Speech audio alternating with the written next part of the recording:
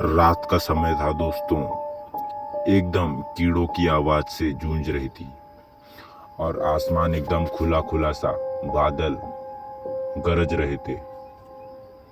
और दोस्तों, और चांद की रोशनी कभी कभी बादलों से खुलकर हल्की सी रोशनी हमारे ऊपर छोड़ रही थी। एक लंबी और सुनसान सड़क पर हमारा ट्रक चल रहा था, जहां एकदम सून सपाटा रात का अंधेरा हमें कुछ कह रहा था। उसकी इंजन की आवाज और ट्रक की खड़खड़ाहट की आवाज के अलावा कुछ नहीं आ रहा था। बस था तो अंधेरा और हमारा ट्रक के आगे की रोशनी। उस रात के सन्नाटे को तोड़ रही थी। इस ट्रक का ड्राइवर रमेश था, जो पिछले कई वर्षों से ट्रक ड्राइवरी का काम कर रहा था।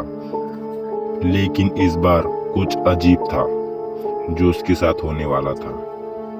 रमेश ने अपने पुराने ट्रक में बैठकर कई किलोमीटर का रास्ता का सफर किया था, लेकिन आज उसे कुछ अनजाना सा डर का महसूस हुआ। उसे ऐसा लग रहा था कि जैसे कोई उसको छुपकर देख रहा है, कई झाड़ियों से या ट्रक के आगे से। लेकिन उसे बहुत ज्यादा ही डर का महसूस हो रहा था, जिसे मैं आपको बयान नहीं कर सकता। उसकी आंखें भारी होने लगी और उसने सोचा कि कुछ देर ट्रक को साइड में रोककर थोड़ी देर आराम कर लेना चाहिए। पर उसे क्या पता था कि उसके साथ क्या होने वाला है। तभी उसे सड़क के दूर किनारे पर एक सफेद साड़ी में औरत खड़ी हुई दिखी। उस औरत का चेहरा झुका हुआ था और उसके बालों का ऐसा लहरा रहा था मानो कि वो कोई चुड़ैल हो। रमेश ने ट्रक धीमा किया और उसके पास से गुजरा। वह ये सोच रहा था कि इतनी रात में ये औरत जंगल के बीच में क्या कर रही है, जो एकदम सून सपाटा रोड के बीचम बीच में। लेकिन फिर से उसने सोचा कि शायद वो औरत किसी मुसीबत में हो, जो आधी रात में कहीं जा रही हो। तो उसने सोचा कि हमें शायद उससे ट्रक रोककर बात करने की कोशिश करनी चाहिए। फिर उसने ऐसा ही किया। ट्रक के रुकते ही रमेश ने खिड़की से बाहर झांककर देखा और उस औरत से पूछने लगा कि आपको कहाँ जाना है, और पूछा कि इतनी रात में आप इस बीच सड़क में सुनसान जंगल में क्या कर रहे हैं, क्या आपको कहीं जाना है। औरत ने अपना चेहरा धीरे धीरे ऊपर उठाया। उसकी आंखें चमक रही थी और उसकी होठों पर एक अजीब सी मुस्कुराहट थी, जो मुझे थोड़ी डरा रही थी। रमेश का एक पल के लिए दिल धड़कना बंद हो गया ऐसा उसको महसूस हो रहा था। उसने महसूस किया कि कुछ तो बहुत गलत है।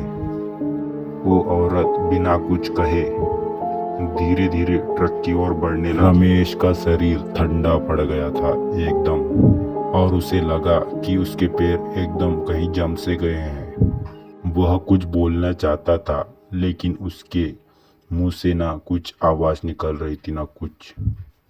उस औरत ने ट्रक का दरवाजा खोलने की कोशिश की।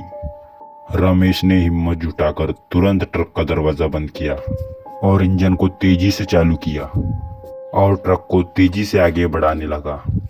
लेकिन उसने जैसे ही सड़क पर ध्यान दिया, उसकी आंखें फटी की फटी रह गई जब उसने देखा।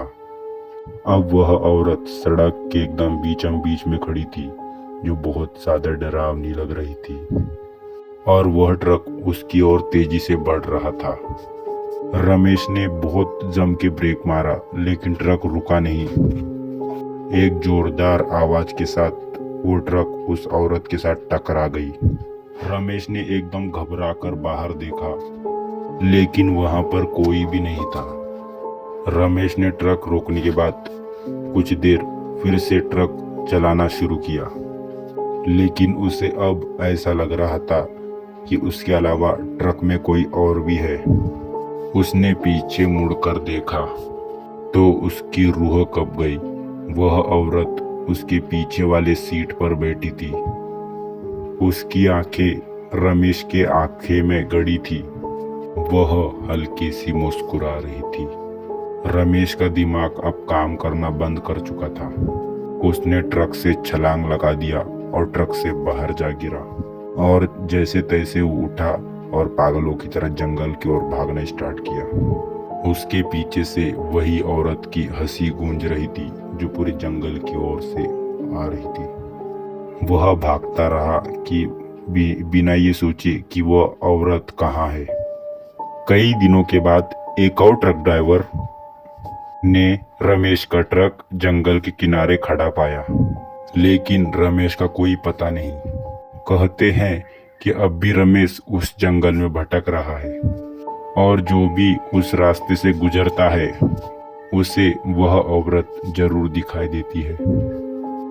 वह अब भी उसी तरह से मुस्कुराती है और ट्रक ड्राइवरों के दिल में दहशत पैदा करती है। इस कहानी के सुनने के बाद कई ट्रक ड्राइवर उस जगह उस रोड से जाने से भी डरते हैं। वह सफेद साड़ी वाली औरत सिर्फ रमेश की ही नहीं बल्कि हर उस व्यक्ति की जान लेती है जो उस सड़क से गुजरा था।